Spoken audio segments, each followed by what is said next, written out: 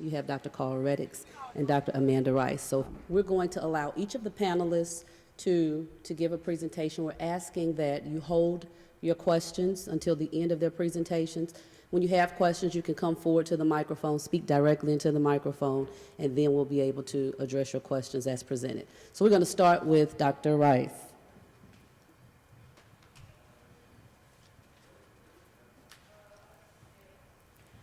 All right, today I basically want to, I know our topic is concerning childhood obesity, so I know we had two physicians, and I heard about Dr. Reddix, so I was just trying to, just trying to determine kind of at a point where I know it's kind of a general topic to speak about, but I kind of want to approach it from a standpoint as a person who's also a mother of 3 children, and my first child is a single parent, as to how we approach childhood obesity and disparities in the African American home.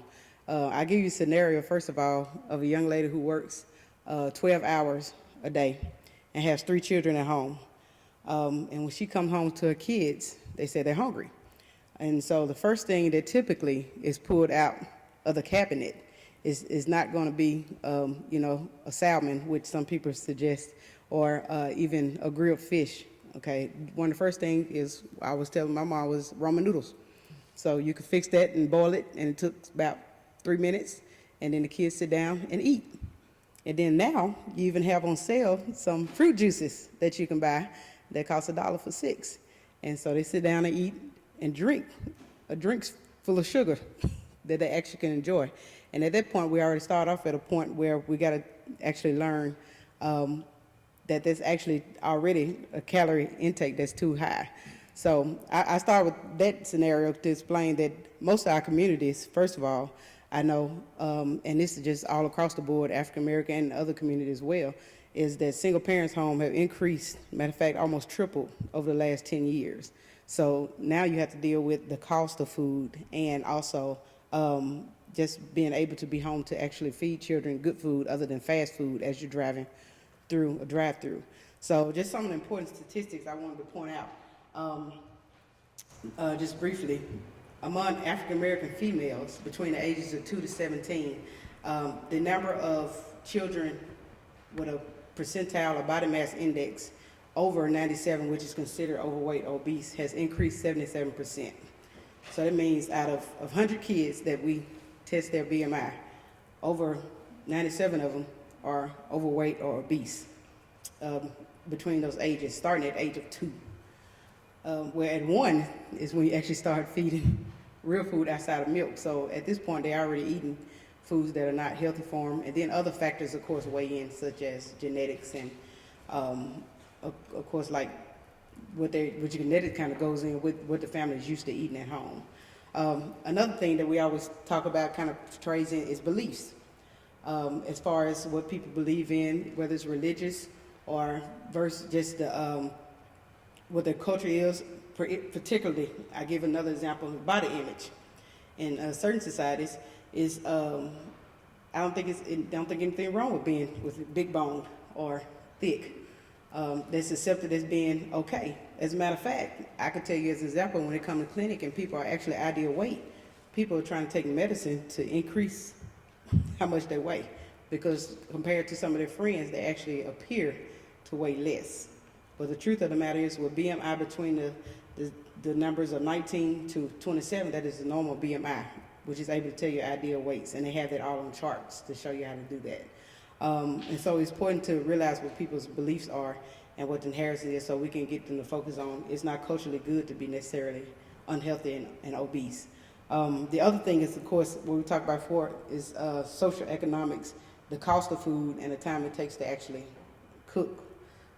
The concept, I think, right now, especially when we're talking about childhood obesity, is when a little kid is saying, I say little kid, but adolescents too, are saying they're hungry, and you only have 5 to 10 minutes before they get a temper tantrum, I guess, I don't know. But you want to make sure that you have food that's pretty much quick and easy to prepare, but not realizing that we have to kind of teach and have programs now in place that we can teach them that you can actually cook food in a matter of time that's still healthy, and have snacks that you grab, such as fruits and vegetables, that they actually, eat and do fine, okay?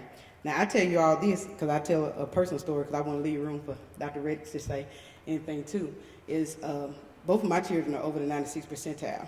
And I tell you, all we have is fruit and vegetables in the house. Sometimes they don't work. You know, sometimes it is genetics and it's associated. But in the end of the day, the goal is to still make sure that they're getting the adequate amount of nutrition in every area. And so, in other words, if you're grabbing a bag of chips, when you do that when they're 2, they're going to do that when they're 6, and they'll do it when they're 20. You know, so to build better habits as far as children go, as far as what they eat and what's better for them.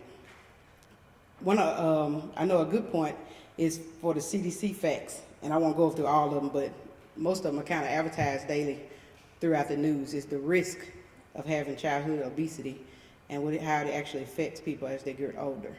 One of the biggest things, of course, is it increases their chances for multiple chronic conditions. We say pre-diabetes, but most people, like Mississippi, is pretty much number 1 in most classes now for diabetes itself. So to actually increase the chance of diabetes, which increases the chances for high blood pressure, which leads to heart disease, and all of those have a factor when starting as a child at a young age. So when we say it doesn't, you know, what children don't know won't hurt them. So over time, it does affect how they eventually grow and how they're raised and what their habits become. So the biggest key, I think, in most situations is prevention and also education, which is why we haven't talked today. But prevention just basically has to deal with teaching parents what they need to know. Another, I think, important statistic that we have to pay attention to is parents are becoming younger. Well, I wouldn't say younger because my grandma was 14 when she had a child, but parents are becoming more, like I said, when I say younger, we have more teenage parents now. So now you have teenage parents who are raising kids in a single parent home. And so the children are eating whatever the parents are eating. And that weighs a big factor, again, on their risk of being actually obese because of the environment that they're in. And so we have incentives of everything from my First Lady, Michelle Obama, have incentives like Let's Move.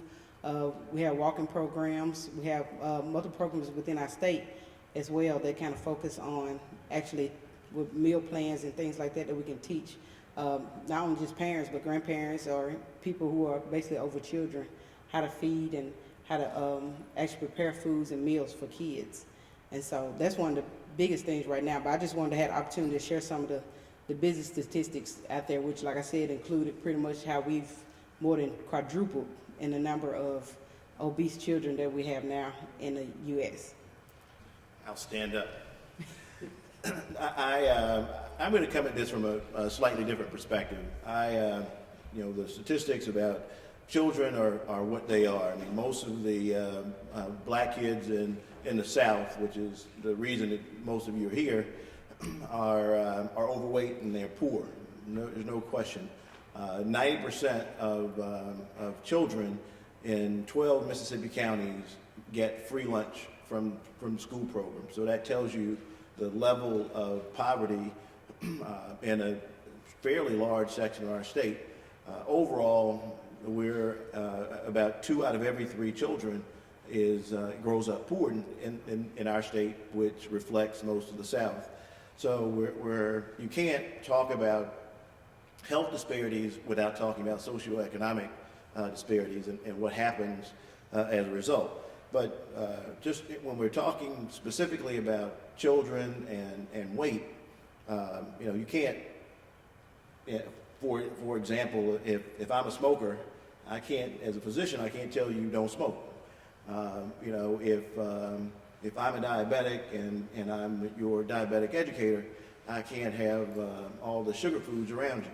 So I think, as we talk about childhood issues, whatever they may be, but specifically about being overweight, you got to look at the images that they see. And if you look around the room, as Dr. Rice has said, the normal BMI is 19. I don't think that when you look at your height and your weight and the other factors that go with BMI, there's probably, 4 people in the room that may fit in the normal category, including us as physicians. So If your nurses are fat, your doctors are fat, your teachers are fat, your preachers are fat. I mean, where are the children going to go to see the image that you're trying to portray? So again, from my perspective, we can't talk about trying to make sure that somebody else is doing something correctly when we don't follow that same advice. In terms of the disparities and disease prevalence, I think the issue there is obesity is the starting point for most people for diabetes, for hypertension, and even for things like depression and anxiety and all these other things that really don't have a direct relationship with food, but it has to do with your personal images. So one of the things I tell my patients is if you've got to put clothes on to think that you look good, you got a problem. I mean, you should be proud of what you look like in your birthday suit. I mean, and if you're not proud of what you look like in your birthday suit, then you should start working on that. So the issues really revolve around getting all of us to be on the same page as to what's important. And I think whether we're talking about cancer prevention, chronic disease prevention, mental health, wellness, all of those things really revolve around how you feel about yourself, how confident you are in yourself, and you can't have much confidence when you've got to put an overcoat on for you to feel good about yourself.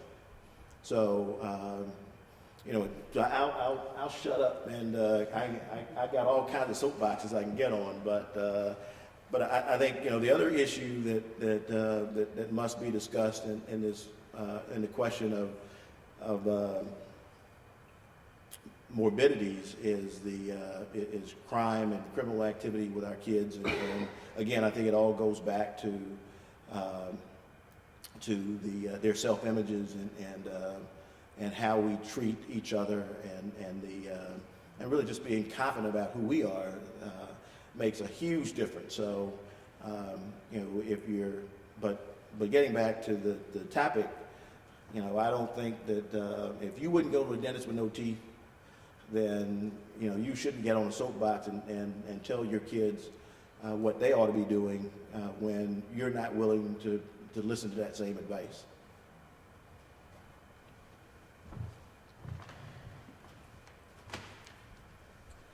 Okay, at this time, we are open for questions.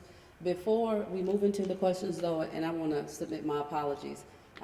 As the moderator, I'm trying to facilitate the workshop, but I'm an educator. I have a terminal degree in exercise physiology from the University of Mississippi, and I serve in an educational capacity at Jackson State University over the Department of Health, Physical Education, and Recreation. So my activities are involved, away from the medical model, is in school health, coordinated school health, physical activity. My research focus is childhood obesity, and it looked primarily at health disparities in African American girls. So it's a general background. If you have questions, all of the panelists will be able to entertain those questions. If I can assist in any way to offer additional insight, I will attempt to ask questions as well. So I'm going to start with the first question while you all are thinking. First, can I get a poll? How many are medical doctors in our audience? Okay, so we have 2 medical doctors. Do we have any educators? We have educators, and then we have advocates for children, correct? Awesome. So we have a nice diverse audience, and I want to engage you. I want you all to ask any questions that you feel. I don't think any question is unimportant. It's pertinent. It may allow us to have some discussion or discourse to come to reasonable solutions in this particular population in dealing with childhood obesity. So my first question is, as an educator, how do you think, or what recommendations would you give to minimize the disconnect between educational models and medical models as it relates to childhood obesity? So we hear about nutrition. You take your children to the doctor. They give you, nutritional guides. But where is the disconnect, or how can we bridge the disconnect between what I do and what you do as doctors to address the issues of childhood obesity? All right, as far as bridging the disconnect, it's really just to actually communication between the actual educator and the physicians themselves. So there, again, like we said before, there are plenty of programs that are not being offered to kind of share more educational standpoint.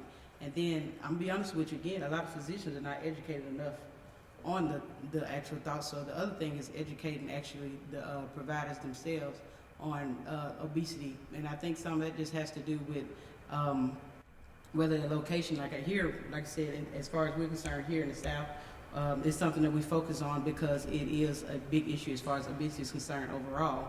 But part of it is just the education and communication between the actual provider and the actual educator. And I just add that all of us should be preaching from the same hymnal. First of all, you don't have to spend any money to do a good job of putting forth the correct image. And the schools, especially in the South, have stopped a lot of the physical education programs that we had when we were growing up, even in elementary school. And so I think you don't need a PE teacher in order to get kids to move. If the only thing they did was walk around the school grounds for 15 minutes or 20 minutes, that would be a tremendous value for those kids and their teachers. So, I think the most important thing is, as Michelle Obama said in her national program, just move. I mean, you don't need us to communicate with you necessarily. We certainly, again, should be saying the same things, not just to our kids, but again, if the teachers aren't willing to walk around the campus for 20 minutes, then certainly the kids won't be willing to walk around the campus for 20 minutes. So it depends on what resources you have, but a lot of things that we need to be doing don't require money. So I think we need to figure those things out, work together, and make it easy on ourselves to make sure that the signals that we give to our children are consistent. Dr. Reddick is about to put my faculty members out of a job. I train physical educators every day to go out into the schools. But he made some interesting points that I want to share. If you are advocates in your communities, find out if your schools at the elementary level have comprehensive school physical activity programs. Find out if they have coordinated school health boards where you have professionals who are educationally trained in those areas to assist the elementary teachers in implementing change. Movement can be incorporated into the classroom. The problem, one of the persistent problems that we have in this particular area is that physical education is marginalized in an academic setting. The emphasis is placed in your core science and mathematics areas. So one of the challenges that we have is to integrate movement or physical education, which is structured activity, into those core areas to try to ensure that students are getting the minimum amount of physical activity required. That movement in the classroom may be all the movement that children receive in the course of a day. When you go to school administrators, they are pressed with a lot of times additional issues as it relates to test scores.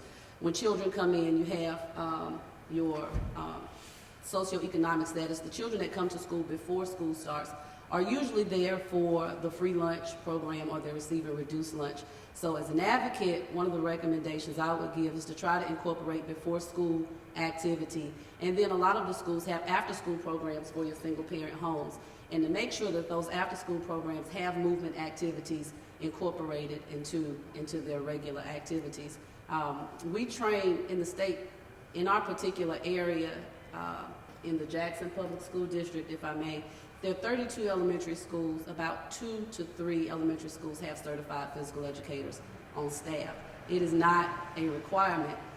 If you go to an elementary school, which I've done, the physical activity leader or liaison may be a teacher's assistant, and they find ways around implementing the required movement activities by the state that should be in place. no administrator is going to willingly tell you what they don't do as it relates to physical activity. And then as it relates to diet, and I'm just speaking as an advocate, if you want to go in and observe, a lot of the schools in our poor areas rush the children in and out during the cafeteria time. And so what we find is that children are gorging, stuffing themselves to eat within a 20-minute time frame. And so if they have a whole apple, they may take a bite, they may not. They're gonna eat the chips, they're gonna eat the ice cream cones, and they'll leave the healthy foods on their tray and they'll throw them in the trash. And so that's another issue that I think, but as advocates, we need to go in, observe maybe the school system, sit in the cafeteria, see what they're doing, ask them about their before school activities, their after school activities, ask them to give you examples of the types of movement activities that they have incorporated into their programs, so that we can address the issue, the obesity issue in our local communities as a whole. And just real quickly, in terms of other areas, I think of particular interest would be for each category, for a K through 3, grade 3, and the number of calories per meal is one thing. About 400 calories, I don't know exactly, as opposed to a high school student per meal. I think the recommendation is about 700 to 800 calories per meal. And when you start adding those meals up, if they had every calorie that they could consume, they were probably taking in more calories for that day than they need. I can tell you in one of the prisons that we provide services to, the average calorie count for a prison diet is 2,800 calories. So, I mean, that's an outrageous volume of calories for somebody who's confined in a cell that's 8 by 8 or 6 by 8, 20 hours a day. And so they're not doing any activities, but they're expected to get 2,800 calories. So I think, one of the things that we should all be doing is really paying attention to how many calories there are. I mean, and again, I think you have to reduce it to the simplest thing. If we can calorie count, that information is on every label on almost every food, and that should be our principal focus. Whether the location, like I said, as far as we're concerned here in the South, it's something that we focus on because it is a big issue as far as obesity is concerned overall. But part of it is just the education and communication between the actual provider and the actual educator. And I just add that all of us should be preaching from the same hymnal. First of all, you don't have to spend any money to do a good job of putting forth the correct image. And the schools, especially in the South, have stopped a lot of the physical education programs that we had when we were growing up, even in elementary school. And so I think you don't need a PE teacher in order to get kids to move. If the only thing they did was walk around the school grounds for 15 minutes or 20 minutes, that would be a tremendous value for those kids and their teachers. So, I think the most important thing is, as Michelle Obama said in her national program, just move. I mean, you don't need us to communicate with you necessarily. We certainly, again, should be saying the same things, not just to our kids, but again, if the teachers aren't willing to walk around the campus for 20 minutes, then certainly the kids won't be willing to walk around the campus for 20 minutes. So it depends on what resources you have, but a lot of things that we need to be doing don't require money. So I think we need to figure those things out, work together, and make it easy on ourselves to make sure that the signals that we give to our children are consistent. Dr. Reddick is about to put my faculty members out of a job. I train physical educators, every day to go out into the schools. But he made some interesting points that I want to share. If you are advocates in your communities, find out if your schools at the elementary level have comprehensive school physical activity programs. Find out if they have coordinated school health boards where you have professionals who are educationally trained in those areas to assist the elementary teachers in implementing change. Movement can be incorporated into the classroom. The problem, one of the persistent problems that we have in this particular area is that physical education is marginalized in an academic setting. The emphasis is placed in your core science and mathematics areas. So one of the challenges that we have is to integrate movement or physical education, which is structured activity, into those core areas to try to ensure that students are getting the minimum amount of physical activity required. That movement in the classroom may be all the movement that children receive in the course of a day. When you go to school administrators, they are pressed with a lot of times additional issues as it relates to test scores. When children come in, you have your socioeconomic status. The children that come to school before school starts are usually there for the free lunch program or they receive a reduced lunch. So as an advocate, one of the recommendations I would give is to try to incorporate before school activity. And then a lot of the schools have after school programs for your single parent homes. And to make sure that those after school programs have movement activities incorporated into their regular activities. We train in the state, in our particular area, in the Jackson Public School District, if I may, there are 32 elementary schools. About 2 to 3 elementary schools have certified physical educators on staff. It is not a requirement.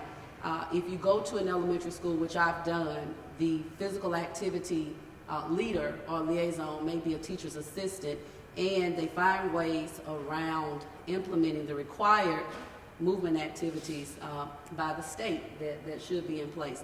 No administrator is going to willingly tell you what they don't do as it relates to physical activity. And then as it relates to diet, and I'm just speaking as an advocate, if you want to go in and observe, a lot of the schools in our poor areas rush the children in and out during the cafeteria time. And so what we find is that children are stuffing themselves to eat within a 20-minute time frame. And so if they have a whole apple, they may take a bite, they may not. They're gonna eat the chips, they're gonna eat the ice cream cones, and they'll leave the healthy foods on their tray and they'll throw them in the trash. And so that's another issue that I think, but as advocates, we need to go in, observe maybe the school system, sit in the cafeteria, see what they're doing, ask them about their before school activities, their after school activities, ask them to give you examples of the types of movement activities that they have incorporated into their programs so that we can address the issue, the obesity issue in our local communities as a whole. And just real quickly, in terms of other areas, I think of particular interest would be for each category, for a K through 3, grade 3, and the number of calories per meal is one thing. About 400 calories, I don't know exactly, as opposed to a high school student per meal. I think the recommendation is about 700 to 800 calories per meal. And when you start adding those meals up, if they had every calorie that they could consume, they're probably taking in more calories for that day than they need. I can tell you in one of the prisons that we provide services to, the average calorie count for a prison diet is 2,800 calories. So, I mean, that's an outrageous volume of calories for somebody who's confined in a cell that's 8 by 8 or 6 by 8, 20 hours a day. And so they're not doing any activities, but they're expected to get 2,800 calories. So I think, one of the things that we should all be doing is really paying attention to how many calories there are. I mean, and again, I think you have to reduce it to the simplest thing. If we can calorie count, that information is on every label that on almost every food. And that should be our principal focus. My name is Makani Temba. One of the things I get concerned about, I think about we're here celebrating a 50-year commemoration of a health organizing project that actually, after centuries of sort of blaming black people for whatever was going on, you know, where the frame was just, y'all black people are poor, y'all black people are fat, y'all black people have these problems, and it's your fault, right?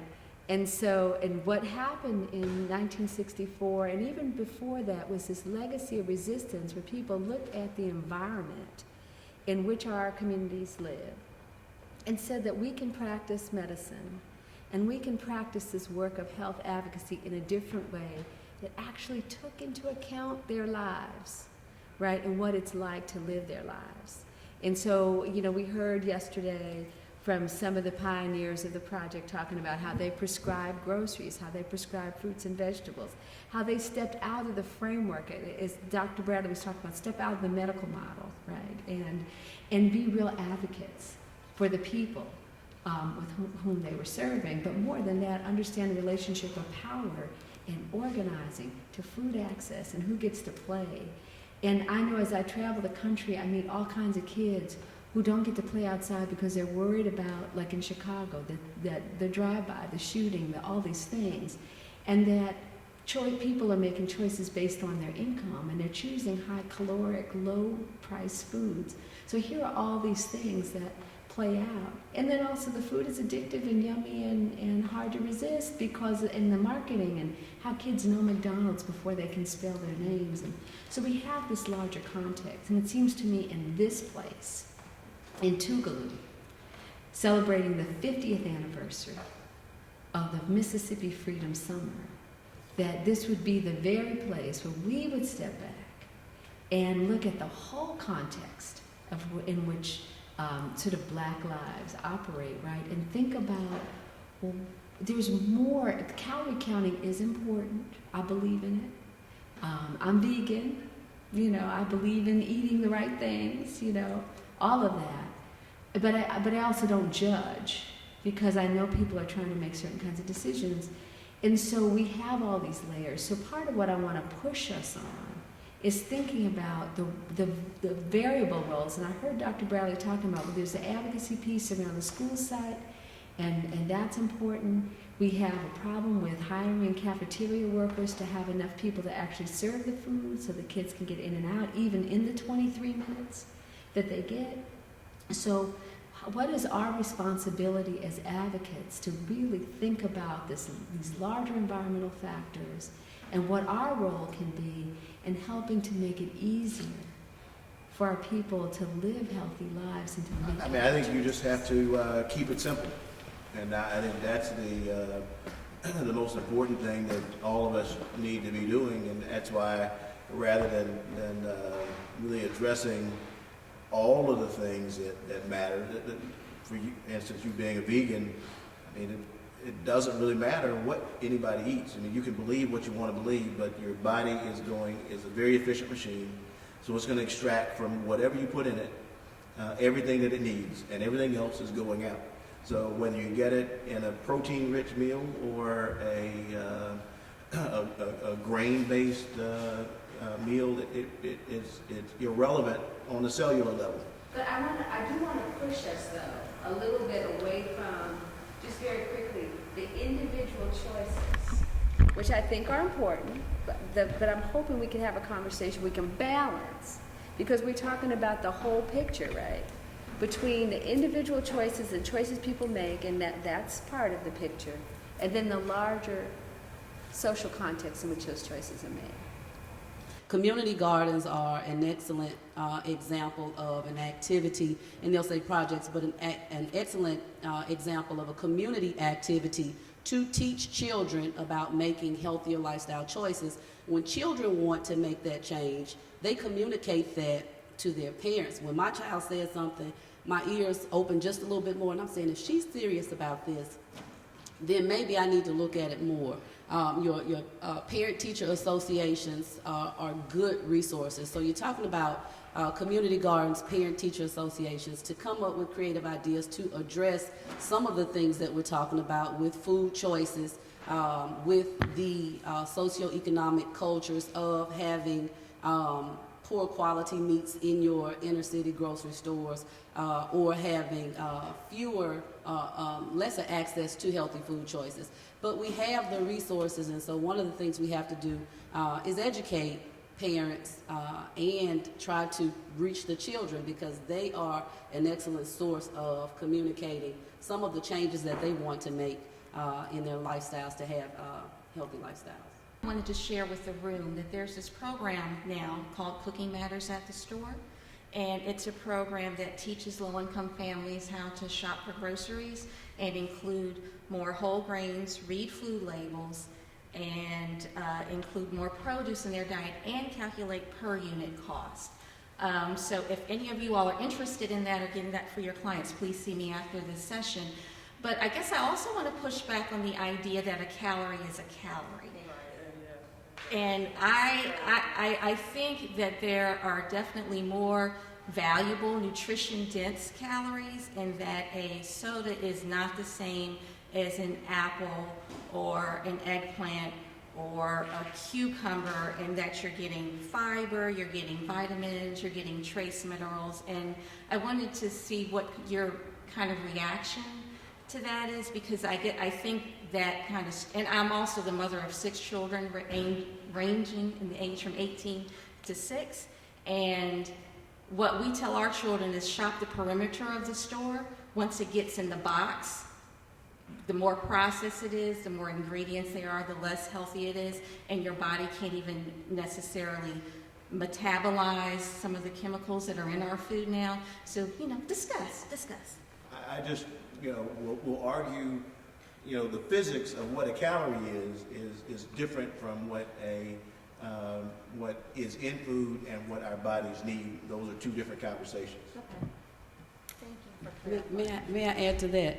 I think Dr. Reddix is really, he's at the metabolic level of it, and I think what the audience may be looking at is a type of foods. 1 gram of fat is equivalent to 9 calories. 1 gram of carbs or 1 gram of sugar is 4 calories. 1 gram of protein is 4 calories. And so we look at the food types, but when the body gets ready to break it down based on what it ingested, it's going to look at the energy value of those food types and how it metabolizes it. The thing about fats, 1 gram of fat is 9 calories. It takes the body a longer time to metabolize or break down fats. Carbohydrates are the primary source of fuel or energy for the body. The way they have the My Plate is set up is nutritive. 60% of your diet should be carbohydrates, which is good. And you have, within carbohydrates, you have your starches, your apples, you have your fibers, your complex carbs, your simple sugars, and so on and so forth. But what the body will do, if it's not using it for energy, those calories that we take in, if it's not using it for energy, then it's designed to store it, and it's going to store it as fat. And so that's what's not being said here. So I don't think, the argument is really about, or the discussion is really about what we're making. And I think he's just looking at it as a caloric expenditure. Calories are calories in the way the body burns them. And we're looking at the food types that incorporate those calories. And that educational component, physical educators provide that to students and to all majors. I'm going to advocate for my physical educators. But I think that educational component is important to know. And when we start looking at high glycemic index foods, or foods that will make us feel full longer, foods that aid in digestion, foods that will move, those things are important. And that's the part that should be included in education, in the educational component, in addition to knowing what types of foods hold how many calories. And so we can make better food choices when we eat, and we'll know that if we're digesting McDonald's, then in about an hour, we may still feel hungry based on satiety and other, chemoreceptors and chemical sensors within our bodies. And so I think it's important to know, and I know we look over those things, but I just wanted to add in on what we're looking at as differences. That's really about the same.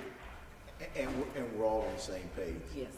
My question is, with the emphasis on calorie intake and using that as the primary, or arguably the primary means of educating a child on how to lose weight or maintain weight and stop gaining weight.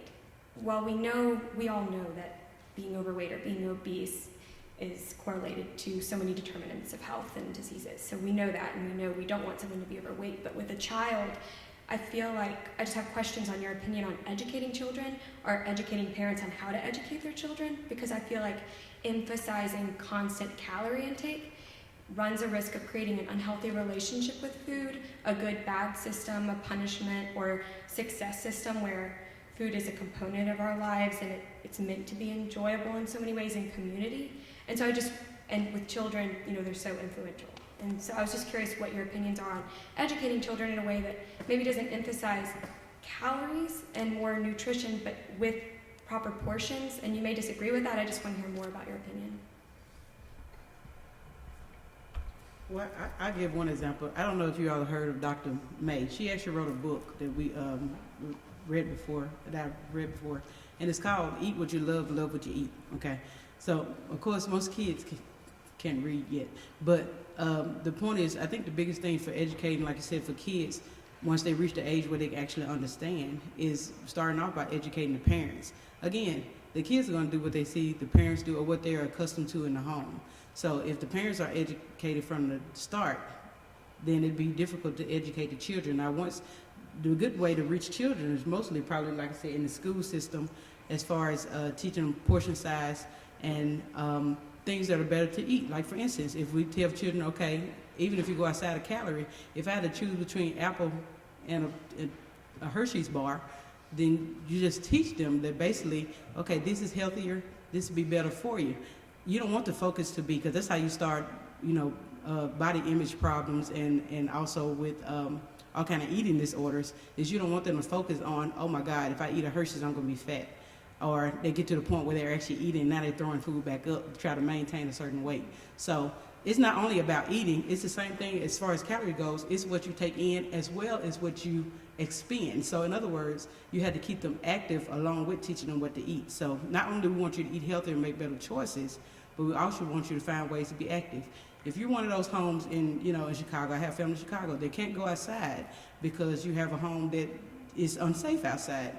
But most people now have some type of DVD or something they can watch on TV. They have cheap little things you can do now. I can almost guarantee you, I have supposedly low-income cousins who watch YouTube, okay? So literally, there are exercise things where you can get moving. And again, we're back to the same subject that basically you got to move and you got to educate them. So you start with little tidbits where they can actually understand, and they're able to build from there what they're able to eat. We know fruits and vegetables good. Okay, we start with fruits and vegetables versus actually choosing the junk foods in the smaller packs. I don't think that we should be offering a child potato chips versus an apple. You offer the child two good choices. And yes, maybe you have to start at home. But children often learn from what they eat at school. Personally, I think children are getting too much food at school. They're eating breakfast at school, they're eating lunch at school, and then they're getting a snack after school. They've already had all the calories they need. Their mama ought to not have to cook a thing. Maybe eat some celery or carrot stick. But you don't give a child a choice between a Hershey and an apple. You give the child a choice between a carrot stick and a piece of celery. I wanted to remind everyone that studies have shown that childhood obesity also affects their educational ability to learn. And that's a big, big issue for me. I'm a retired physician, so I understand where you're coming from a lot. And my dad was director of health physical education at Prairie View. So I understand the need for movement and all of that. I belong to an organization where we are targeting childhood obesity in the school systems. And we have done after-school programs where they don't really have anything organized. They've let us come in. They've given us hours during the day to do additional teaching to the the young children about what to eat, how to eat. We've had programs to the parents to come in and do for free smoothies, learn how to make healthy smoothies, things like that. So I guess my question is to everyone in the audience, including you, what other programs might we be able to bring into the school systems to help children get more active? I heard what you said. That was good, because that's a terrible issue, and it actually is probably an issue that needs to get some movement to it, to get physical education back in the school system, some kind of legislative movement. But aside from that, are there any other programs that you've instituted here in the school systems that you've been able to document and show? Because we do statistics on what we're doing and how it's coming out, the outcomes. At the national level, the Centers for Disease Control did a cooperative grant with American Cancer Society, and across the nation they've provided train-the-trainer sessions. And so at our university we had a team of 3 individuals who went to Atlanta, Georgia, and received training on providing professional development throughout the state of Mississippi to identify or help schools, communities, and community partners to identify resources that will help them impact obesity prevalence, overweight prevalence, nutrition education in the schools and in communities. So that's one of the things that we're doing. We also have at Jackson State, and other academic institutions may be doing something, but our department, we have a collaborative agreement with an after-school program that's in 25 of those 32 elementary schools. And we have our student candidates, our teacher candidates, go out and provide 1 hour of recreation or physical education to those students in the after-school programs twice a week. And so in the beginning, we take height, weight, we take BMI data, and then we create structured physical activity and recreational games, recreational activities, and we implement them over a 10-week period each semester. And we try to provide that service to offset the absence of physical educators. The training that we receive now allows us to go into the schools if the administrators agree to train their elementary education teachers with the same resources and skills that we have to impact change in that particular group. That's one of the things with it, that we do. But we also try to educate individuals and let them know of professional organizations to which they can join, or conferences that they can go to provide additional information, so that the assistance is not just isolated in one school district in one city in the state, but that we can communicate with education specialists at Delta State so that they can impact that region, or so that we can communicate with individuals at Mississippi State or Mississippi University for Women. We have a professional organization of educators throughout the state that cover the entire state. And so we try to share those resources. A lot of times money is a major issue, but the professional organization that I belong to at the state level offers many grants for schools who want to make a difference. And then I think the other thing is to try to get out to the parents. Those parents that come to help can impact the whole school. So if you have 15 parents of 20 students and they decide they want to make a difference, we can still influence a 500 population elementary school if those 15 parents work together. And so my idea is to start with the individual. Don't think that any task is too big. Be resourceful, network, identify with other groups, Catholic Charities, other agencies that may have resources that can benefit, and then share. So, our school district is skinny. Well, what are you doing? Mm-hmm. Or what are you doing to educate the students and share? So I'm all about sharing resources and getting as many skills that we can and bringing them back. So everybody can't go to DC for training, but in the position that some people are in, they can, and then come back and provide that resource to other groups free. And so I think that's a start. You said the people were sent to CDC in Atlanta, or where did you say they Centers for were sent? Disease Control, they have, if you go to their website, they have a number of different resources that are free. They have training sessions. They take in invited guests, but if you want a trainer to come to your community organization or to your school, they will identify a qualified trainer in your area. They will pay for that trainer to come to your site and provide to you training in those particular areas, and then they make available to you all of the resources that they have available. The Let's Move in Schools, their Shape America has a collaboration with CDC, and so if you train an individual in your organization, then you're qualified or you receive additional favor of consideration for grant monies that they have available. So the resources are there, but you can go to the Centers for Disease Control and you can look up physical activity or coordinated school health, and it's open to community organizations as well. So the resources are there.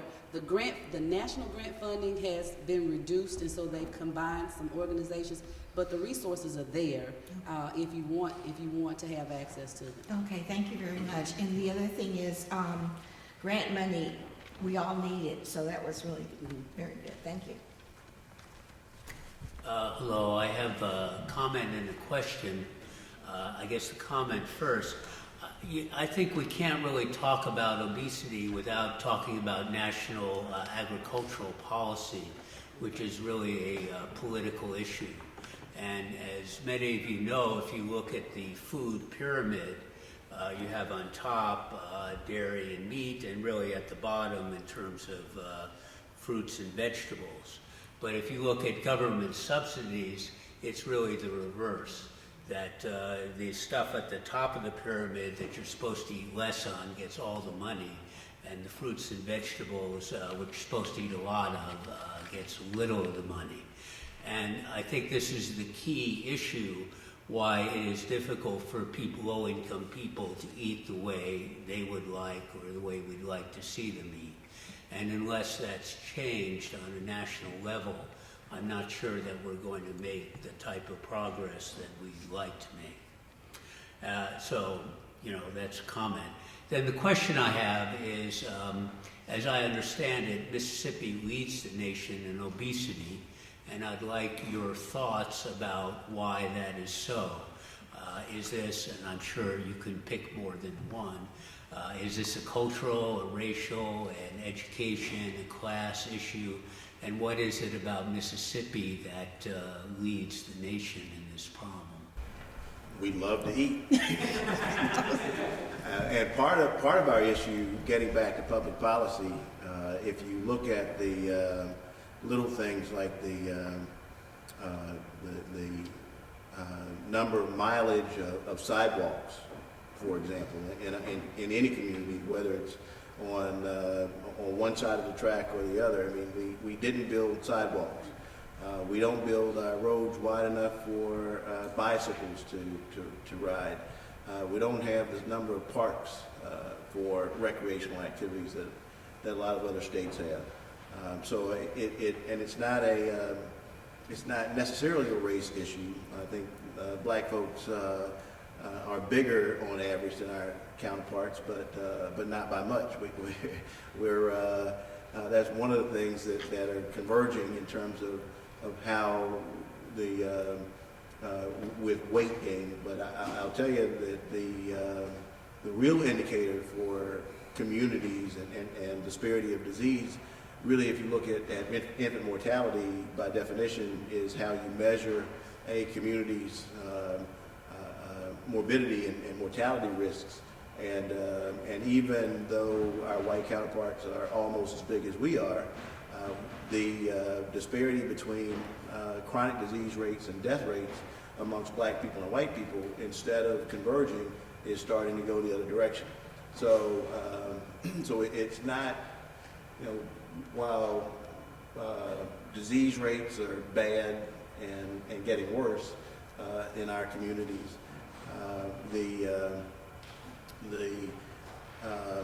it's not a direct correlation with weight. And I think the South is the stroke belt, and you look at when you look at how bad the South is compared to almost any other community, when you separate out the black rates from the white rates, almost no community in the country is any different than we are, unfortunately, and all the way down to infant mortality. So there are a lot of environmental factors. There's a lot of things that go into why our mortality rates are so low. And just for example, a black male in Mississippi, life expectancy is 64.8. It's only 65.6 or so in America. So it's not like really different than our black counterparts in other areas of the country. White women are almost 80 and black women are 77 or 78. So I think, a lot of these questions are very, very difficult to answer, to really get down to what where we are and how we got here. Obviously, things are getting a little worse because of the issues of how we're dealing with our children, and I think today's topic kind of highlights why that's important. But we've got a long way to go in terms of trying to get the race-based mortality and chronic disease prevalence rates between white Americans and black Americans. And there is no easy answer to what's going on and why. I'd like to state a few things that are being done differently in some states, though.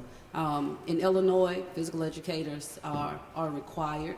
The high schools and middle schools that hire physical educators expect them to have a master's degree in physical education.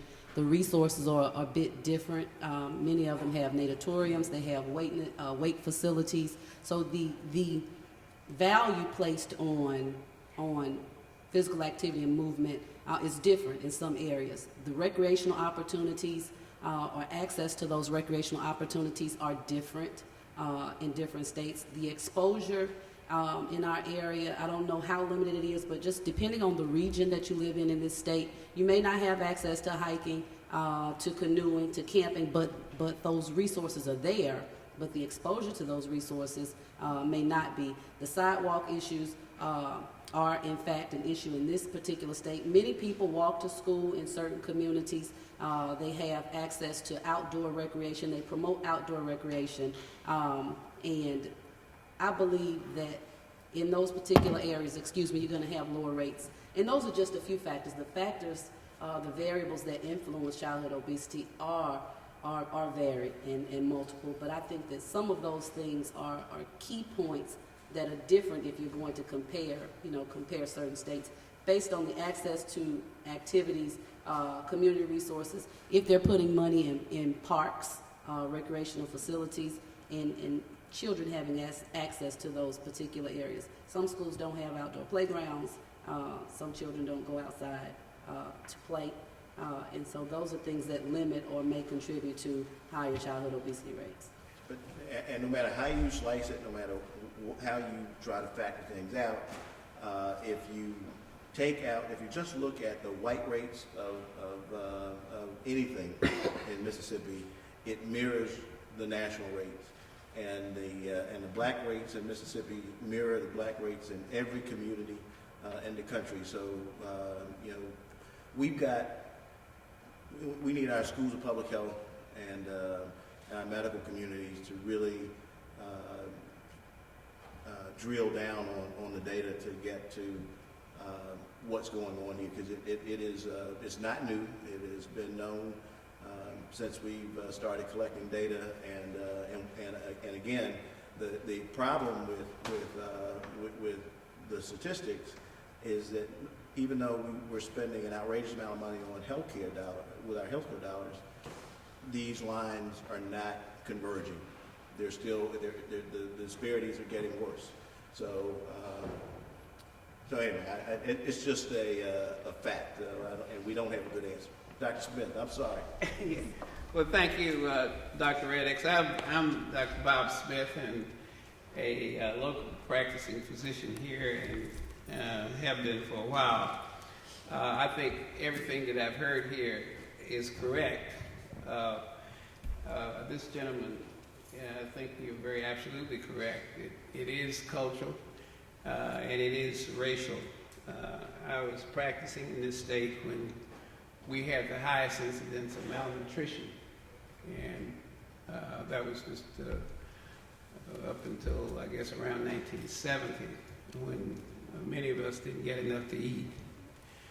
And I think that the reason that it has continued from a racial point of view in the fact and that is that we have always, when we didn't get enough to eat in the state, ate those things, simple carbohydrates, and a lot of fats, in particular the fatty parts of meat. We got the neck bones and whatever the fatty parts of pork. And then My favorite foods. and my favorite foods too. But then after national poverty guidelines were set, and unfortunately people were exposed to more of that from a national level, many of these, the free foods or the commodities were really simple carbohydrate type foods, and which was the beginning. But the real problem is tied to that cultural tendency to eat a lot of simple carbohydrates, and is yet reflected in the educational system in the sense that we do not have health education taught from kindergarten through, and that's going to really be the answer, I guess, the low-cost answer, and that is teaching people starting from kindergarten through 12 about better eating practices. So coupled with those cultural and racial factors, I think that's more responsible for it, because if you separate the all-black counties or majority black counties in Mississippi, we outpace anybody else. I guess, thank God for West Virginia. And so it is a problem that is going to have to be attacked from a system point of view, and that involves better education, still lowest in the nation, educational levels, and et cetera. What Dr. Smith alluded to was Mississippi has always been heralded as the number one state with obesity rates, but the last statistical data show that we were actually number 2 behind West Virginia. It may change, but that's what he's alluding to. We're not on the bottom.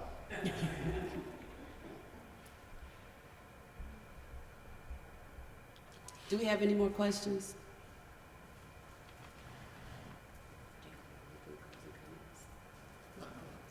So at this time, we're going to close out the session. I think that a lot of the conversation has been very productive, that we've shared information with one another to assist us in impacting the health disparities that exist in childhood obesity in African Americans.